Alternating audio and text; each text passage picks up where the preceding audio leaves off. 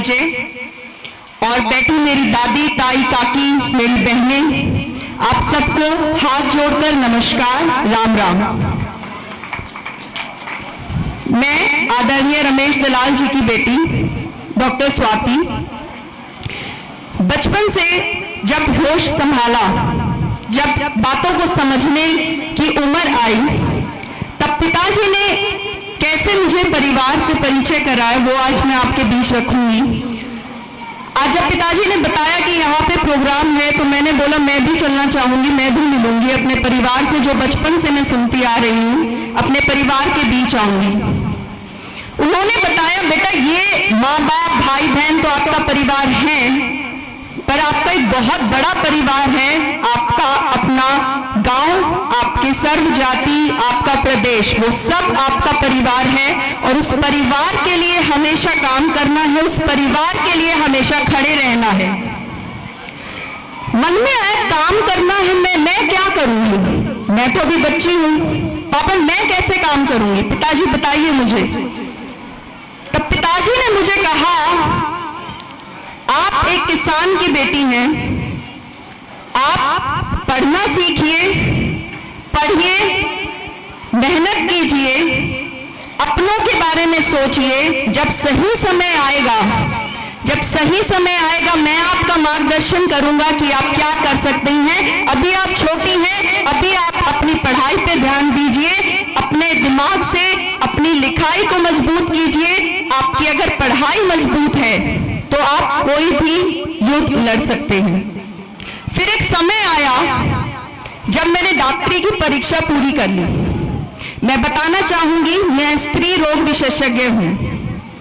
9 साल की पढ़ाई पूरी करने के बाद मैं पिताजी के पास गई कि अब मेरी पढ़ाई पूरी हो चुकी है। तब उन्होंने मेरा मार्गदर्शन किया कि आपको अब अपने समाज, अपने गांव, अपने परिवार की सेवा करनी है। एक सरकारी अस्पताल में काम करना है और सेवा कैसे करनी है? जो सरकार ने हम सबको हक दिया है, मुफ्त इलाज का, दवाइयों का, जांचों का, आप अभी उस कार्य में लगे। जो भी आपके परिवार के लोग आए, वो किसी भी जाति के हो, किसी भी उम्र के हो, ध्यान रखिए उनको उनका इलाज का हक मिले, उनको उनकी दवाइयां मिले। जितना आप कर सकते हैं अभी आपको वो कार्य करना है। एक और वाक्य बताना चाहूंगी। महामारी आई थी हमारे बीच, बहुत भयानक बीमारी कोविड की। आप सबको याद होगा वो दौर जब सब हम डरते फिर रहे थे, सब कुछ बंद हो गया था, सब घरों में थे। तब मेरा बच्चा 2-3 साल का था। एक बार मेरा भी पैर डगमगाया। पिताजी ने कहा ये तो आपका छोटा परिवार है, आपके पूरे परिवार को, आपके समाज को आपकी जरूरत है। कोविड से डरने की जरूरत नहीं, ये तो एक बीमारी है। आप उस वंश की हैं जहां बुआ भोली ने सेनापति को मार दिया था, जो जाट कभी पीछे नहीं हटते। आपको पीछे नहीं हटना है, अपने समाज के लिए उनकी रक्षा करनी है, उनकी सेवा करनी है। इस मुश्किल समय में आप पीछे नहीं हट सकती। मैं बिना डरे काम करती रही। 2 बार मैं कोविड से पीड़ित हुई, डर लगता था।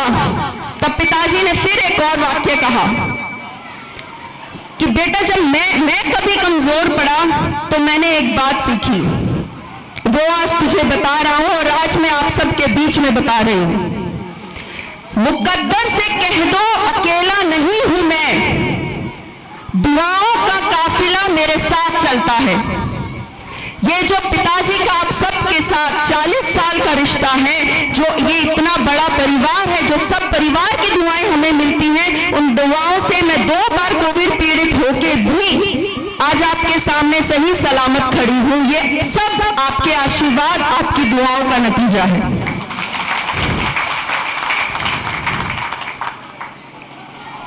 जब छोटी थी तो पापा हमेशा से मेरे पिताजी आदरणीय रमेश दलाल आप सबके बीच, तो 40 साल से उनका राजनीतिक सामाजिक रिश्ता है, पारिवारिक रिश्ता है। मैं तो बहुत बाद में आई हूं, आप सब तो उनको मेरे से ज्यादा जानते हैं। बचपन से परिवार में यही बातें सुनी हैं। आंदोलन, बहुत छोटी थी तब भी मैंने एक बार पिताजी से पूछा ये आंदोलन क्या होता है। पिताजी ने बड़े सरलता से बताया, हमारा संविधान हमें मौलिक देता है, मौलिक अधिकार देता है कि हम अपने हक के लिए लड़ सकें। अब वो कैसे हो सकता है? कोई सरकार आए और हमें हमारे अधिकार ना दे, तब हम सब मिलकर एक परिवार की तरह अपने कागजों को पूरा करके सड़क पे खड़े होके बिना किसी कानून को तोड़े जोर से ललकारते हैं उस सरकार को कि हम अन्याय नहीं सहेंगे, अपना हक लेके रहेंगे। उसे हम आंदोलन कहते हैं। आंदोलन किसी भी सामाजिक की बात तो हो सकता है, क्योंकि समाज अपना है, राजनीति अपनी जगह है। राजनीति में आप किसी भी पार्टी को चुन सकते हैं, आप किसी भी नेता को चुन सकते हैं, पर हमारा समाज सही दिशा में जाना चाहिए, हमारे समाज को उसका हक मिलना चाहिए और हमारे साथ कोई अन्याय नहीं होना चाहिए। इसीलिए हम सब मिलके किसी भी आंदोलन की तरफ जाते हैं और ये हमेशा से होता आ रहा है। आजादी भी ऐसे ही मिली थी जब हम अपना हक समझने लग गए थे कि हम किसी के अंदर नहीं रहेंगे। जब पिताजी ने ये आंदोलन शुरू किया और ये बताया कि हमारे आंदोलन की ये 3 बातें उन्होंने बताई, जमीन अधिग्रहण, हमारा हक, जैसा कि मैंने बताया, मुझे बताया गया था आंदोलन में अपने हक की लड़ाई करनी है। जमीन तो हमारा हक है, हम किसान हैं। जब उसकी हमें कोई सही मूल्य नहीं देगा तो कैसे चुप बैठेंगे, हमें तो सड़कों पर आना पड़ेगा। तब पिताजी ने बोला कि मैं मजबूत हूं, मेरी कागजी कार्रवाई मजबूत है। आप सब जानते हैं, सुप्रीम कोर्ट के वकील हैं, मुझे बताने की जरूरत नहीं, मैं मजबूत हूं। और उन्होंने एक वाक्य बताया कि सर छोटू राम ने कभी कहा था कि किसान आंदोलन कैसे जीतता है, 2 तरीकों से, आप कागजों में मजबूत हैं और सड़क पर आपका भाईचारा, आपका पूरी परिवार सड़क पर मिलकर अगर खड़ा है तो आप इतनी जोर से दहाड़ सकते हैं कि सरकार को ललकार कर कह सकते हैं हम अन्याय नहीं सहेंगे। और मैं मजबूत हूं। और ये मैं जब 2019 में पिताजी आप सबके बीच में आए थे जमीन अधिग्रहण का आंदोलन करने, और उस समय आप सब जीते थे और 2.5 गुना मुआवजा हमें हमारी जमीन का मिला था, तो ये सब उस समय दर्शाता था कि आप सब साथ हैं, आप सबकी हिम्मत बनी हुई है और आप किसी से नहीं डरते, कोई अन्याय नहीं सहेंगे, अपना हक लेके रहेंगे। अब 2 और मुद्दे जब पिताजी ने उठाए, समगोत्र विवाह। यहां बैठे बहुत से मेरे बुजुर्ग, मेरे दादा, ताऊ, काका, दादी, ताई, काकी, ये सब समझते हैं समगोत्र विवाह को कि ये क्यों गलत है। हो सकता है मेरी आज की युवा पीढ़ी ना समझ पाए। जब ये कानून बना था आजादी से पहले, एक गोत्र का मतलब है कहीं ना कहीं हम सब एक वंश के हैं। उस समय हम सबको पता था कौन किसका परिवार है, तो किसी ने इस कानून की तरफ इतना ध्यान नहीं दिया, क्योंकि हम सबको पता था कोई शादियां नहीं करता था एक ही गोत्र में। जैसे जैसे परिवार बढ़ता गया, परिवर्तन तो करना पड़ेगा। जब परिवार बढ़ता गया, इतना बढ़ता गया कि ये बात पीछे रह गई कि हम एक गोत्र के हैं, तो इस जो हमारा कानून है इसको बच्चों ने थोड़ा सा दुरुपयोग करना शुरू किया। पर उसमें बच्चों की गलती नहीं है, किसी भी युवा की गलती नहीं है, ना बुजुर्गों की गलती है। थोड़ा सा हमारी गलती ये है कि हमें थोड़ा पहले उठ जाना चाहिए था, नींद से जाग जाना चाहिए था और उस कानून को बदलवाना चाहिए था, पर देर आए दुरुस्त आए। अब हम जाग गए हैं और अब इस कानून को बदलवाएंगे ताकि हमारे बच्चों को भी, हमारे युवा को, हमारे आने वाली पीढ़ियां हमें ना कहे कि ये गलत क्यों होने दिया, आप तो हमेशा हक के लिए लड़ते आए हो, तो ये अन्याय कैसे सह गए। एक वैज्ञानिक बात भी कहूंगी क्योंकि डॉक्टर हूं।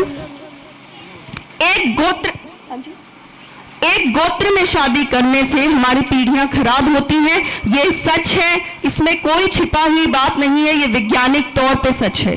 आने वाली पीढ़ियां भी आपको कहेंगी कि इतने अपंग बच्चे हो रहे हैं, कमजोर बच्चे हो रहे हैं, तो आप सब क्या कर रहे थे, सवाल तो हमसे ही किए करेंगे। इसी बात से मुझे लगता है कि आज मैंने काफी समय ले लिया, आप सब बहुत समय से यहाँ पे इंतजार कर रहे थे, पर मैं एक बात कहना चाहूंगी, मैं बहुत खुश हूं आप सबके बीच आके। उम्मीद करती हूं कि आप सब भी मुझे प्रेम से अपनाएंगे, अपनी बेटी, अपनी पोती समझकर। आप सब ने मुझे सुना, बहुत बहुत धन्यवाद। आप सबका आंदोलन जरूर पूरा होगा, आप जीत के रहेंगे। जब पिताजी कुछ दिन पहले आमरण अनशन पे बैठे थे, तब बेटी हूं, घबरा गई थी, सच कहूंगी घबरा गई थी। डॉक्टर हूं, बेटी हूं, भूखे रहना है, मुझे पता है शरीर में कैसे कमजोरी आती है, एकदम से क्या हो सकता है, हर पल घबराती थी। जो उस समय धरने पे थे वो जानते होंगे। तब पिताजी ने कहा था, जब आंखों में अरमान लिया, मंजिल को अपना मान लिया, तो फिर आसान क्या और मुश्किल क्या, जो ठान लिया तो ठान लिया। अब पीछे नहीं हटूंगा, जो हो जाए जीत के रहूंगा अपने समाज के लिए। 40 साल से आप सब पिताजी को जानते हैं, आप सब तो उनके साथ एक पूरा परिवार जुड़ा हुआ है, तो मैं उनके बारे में क्या कहूं, बस इतना जानती हूं, मुझे ये पता है कि हमारी शक्ति बहुत शक्तिशाली है। हम सब मिलकर इस आंदोलन को लड़ेंगे और जीतेंगे, क्योंकि ये हमारे समाज के लिए, हमारे आने वाली पीढ़ियों के लिए है। एक आखिर में 4 लाइनें कहना चाहूंगी। उम्मीद करती हूं आप मुझे सुनने में आपने मुझे अपनाया होगा। राह जहां तक जाएगी, राहगीर वहां तक जाएगा। राह जहां तक जाएगी, राहगीर वहां तक जाएगा। दरिया क्या बताएगा कि नीर कहां तक जाएगा। तू खींच दौड़ धनुष की, निशाना साध अपनी मंजिल पर। ये बाद में देखेंगे कि तीर कहां तक जाएगा, कि तीर कहां तक जाएगा। नमस्कार, राम राम। धन्यवाद डॉक्टर स्वाति सिंह जी।